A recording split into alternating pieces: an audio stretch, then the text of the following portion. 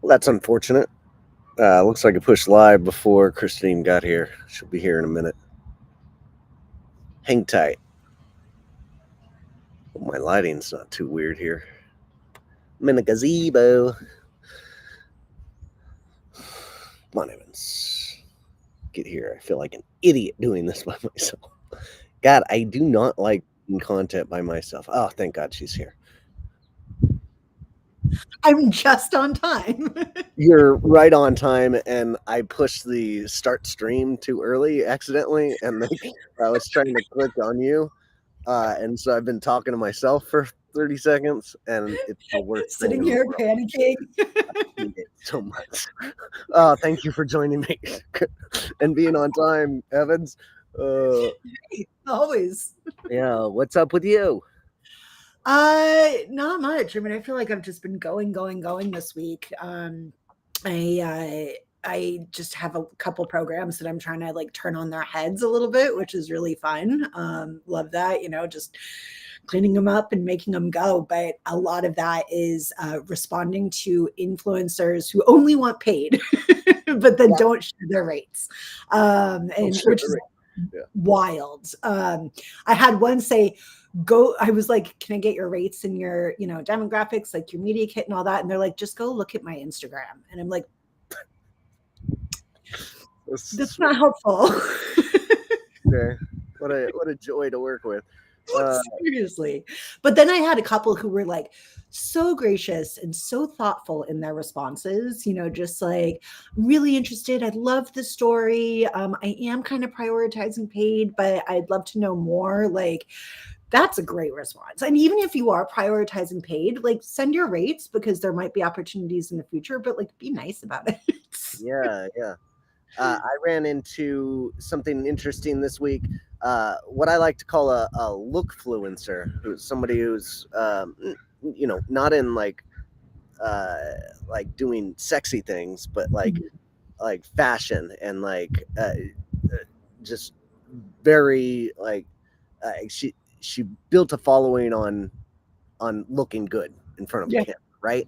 Mhm. Have hundreds of thousands of followers, and she's interested in getting into affiliate marketing. And like, it's so rare to run across somebody who wants to get into it instead of like asking for that paid sponsorship. And I'm like, where can I find more of you? Like, where do you guys hang out? That was a nice turn of events. Like, and it wasn't me like trying to jam something down them. They were coming to inflection altogether and saying, hey, I've heard good things about your platform. I'd love to know more about the brands that you're working with. I'm like, oh, you've got 5 that are like beautiful fits. Let's work something out. So Love very it. excited about that. And I had a different one come up. Something weird this week where I was talking to an influencer and she said she was having a problem with coupon leakage, like a program outside of the Inflection platform. I had she was working with a program and she had like $5,000 in her affiliate account from referrals, and she didn't know what she did. But apparently a coupon code, her vanity code, leaked on to Retail May Not and some others. And then the brand came in and was blaming her for like leaking it on. And she didn't know what she was doing. And like she politely responded, but they're like, no, we're taking all of your commissions away. Like, she built some good content around Yeah. the brand, and now she's getting punished. Such a terrible user experience on her end, like from that brand. I'm like, we're Yep. not going to do that to you. That's somebody inexperienced that is not understanding or been burned too many times, I would assume. Mhm. Yeah, there's I mean coupon code leaks are always an issue, like forever and ever. I've seen it happen with some of my best affiliates, people that I've known and worked with for years, and I see like a huge spike in their performance and I'm like, oh, it must be a leak. So there's a couple things that really need to happen there. Like first, the affiliate manager needs to be monitoring data on a regular basis. You also need to be looking at the referring URLs, like you can't just rely on coupon codes because that's going to happen, period. Like Mhm. If you're only relying on coupon codes, they're gonna get linked. But you need to be looking through referring URLs. You also need to be regularly monitoring those coupon sites and seeing, like, are any of my codes leaked on here? There's some really good tools for that as well, like Brand Verity. And then also, don't use the same code over and over again. If you can give them, like, switch up the code every, month or so, or, give them like a bank of codes that they can share. Or, I mean, some of the best options I've actually seen have been with Shopify Headless. You can actually like set up like, so that the coupon code automatically applies in the cart. And it's like a specific like link or landing page. So it kind of bypasses all of that manual part of the code. Like, it's like, use my link and then check out on, and it like appends their code into the end of that, but they have to follow the link.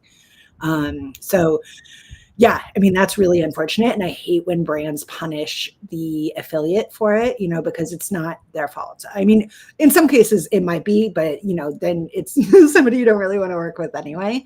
But taking away all the commissions is insane. Like, that's actually insane. Yeah. What would you suggest to this influencer? Like, she had for advice, and said, get on a phone call and negotiate down. Like, hey, I don't want to take all $5,000 of this. Like, but I definitely do. I have earned some of this for sure with the content I've created. Why don't you pay me, half of it or something? What do you suggest for an influencer? Yeah. I mean, I would look at her past performance, if she has past performance, figure out what her, average commission rate is, or average conversion rate is, and ask for that specific amount of the commissions. I mean, because that's a very data driven decision, right? Is like, if you know what your typical performance is, then that's what you should be getting paid. Yes, great call.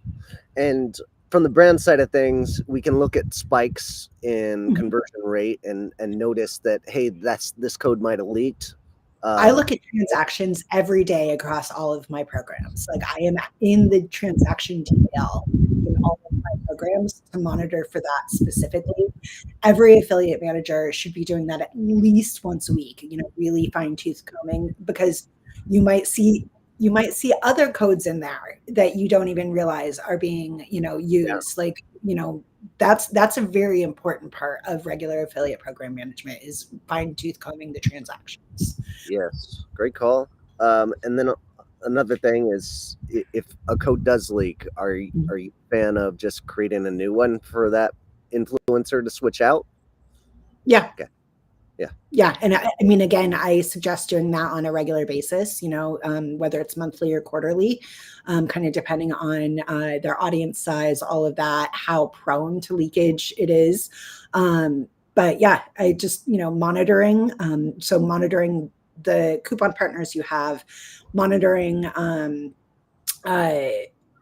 your transactions, and then switching up the codes with frequency. It makes sense if you're going to use coupon codes. Well said. Okay, awesome. Anything else happen to you this week? No, I mean, I would say that, as we're heading into Q4, it's really important for brands to be mindful of their turnaround time and response time with, their affiliate managers, their affiliates, et cetera. This is the time where like things move fast this time of year. Like, we're trying to pitch out, we're trying to get placements for Q4 and for holiday. And the longer you take on turnaround, the longer it takes for content to be spun up. So, if your affiliate managers are asking for feedback or asking for the green light on placements, be timely about it. Be very timely about it. Because that's really what helps ensure that you get the momentum. Awesome. Okay. Yeah. Good sound advice. I launched a new software content package. So like, it's one video that I flip into 7 different pieces of content over 5 different channels. Love that. comes with a flat fee, and then I do Google ads and YouTube ads and arbitrage to try to drive more traffic there from a third party source rather than the brand telling people how cool they are. And so I think this package is going to sell well, and I'm strictly for productivity tools in the SaaS space. And so I'm going around trying to sling that. So that's fun. That's awesome. Yeah, yeah. All right. What about favorite call of the week? I didn't have any. I didn't have any outside calls this week. I was so heads down this week.